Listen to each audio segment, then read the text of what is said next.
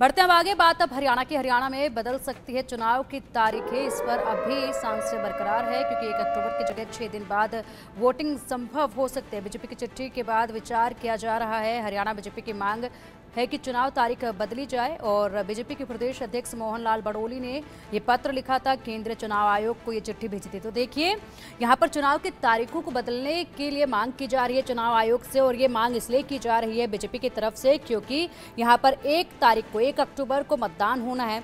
उससे पहले सोमवार का दिन पड़ रहा है और उससे पहले रविवार और शनिवार का दिन है। तो ऐसे में ये संभावना जताई जा रही है क्योंकि 1 के बाद 2 अक्टूबर को गांधी जयंती है, तो लंबी छुट्टियां लोगों को मिलेगी, तो वो अपना पूरी तरह से प्लानिंग करके बाहर जा सकते हैं, जिसकी वजह से मतदान पर असर पड़ सकता है, मतदान प्रतिशत पर असर पड़ सकता है। इसको लेकर बीजेपी ने चिट्ठी लिखी है चुनाव आयोग को और अब इस पर विचार विमर्श किया जा रहा है। हरियाणा में 1 अक्टूबर के लिए प्रस्तावित विधानसभा चुनाव की वोटिंग की तारीख बदल सकती है। चुनाव आयोग से जुड़े सूत्रों के मुताबिक हरियाणा में वोटिंग के दौरान छुट्टियों और बिश्नोई समाज के धार्मिक कार्यक्रम को लेकर लेटर पर भारतीय चुनाव आयोग वोटिंग की डेट में बदलाव कर सकता है। संभावना है कि चुनाव आयोग हरियाणा में 1 अक्टूबर के बजाय 7 या 8 अक्टूबर को वोटिंग कराए।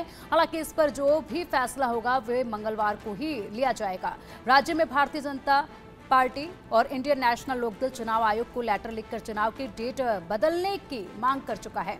दोनों पार्टियों का कहना है कि छुट्टियों के दौरान चुनाव हुए तो वोटिंग प्रतिशत पर असर पड़ेगा। इसके बाद कांग्रेस सांसद दीपेंद्र सिंह हुड्डा ने सोशल मीडिया प्लेटफॉर्म एक्स पर लिखा कि बीजेपी की आंखों के तारे इनेलो और सितारे जेजेपी, जहां भाजपा वहां इनेलो जजपा। दीपेंद्र पर पलटवार करते हुए दुष्यंत चौटाला ने कहा कि हकीकत में तो आप ही हो एक दूसरे के प्यारे, तभी तो राजस्थान राज्यसभा चुनाव में उम्मीदवार नहीं उतारे।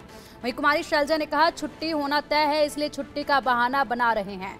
तो देखिए, इस पर सियासत पूरी गर्म नजर आ रही है। बीजेपी की चिट्ठी लिखे जाने के बाद से ही कांग्रेस लगातार बीजेपी पर हमलावर होती नजर आ रही है।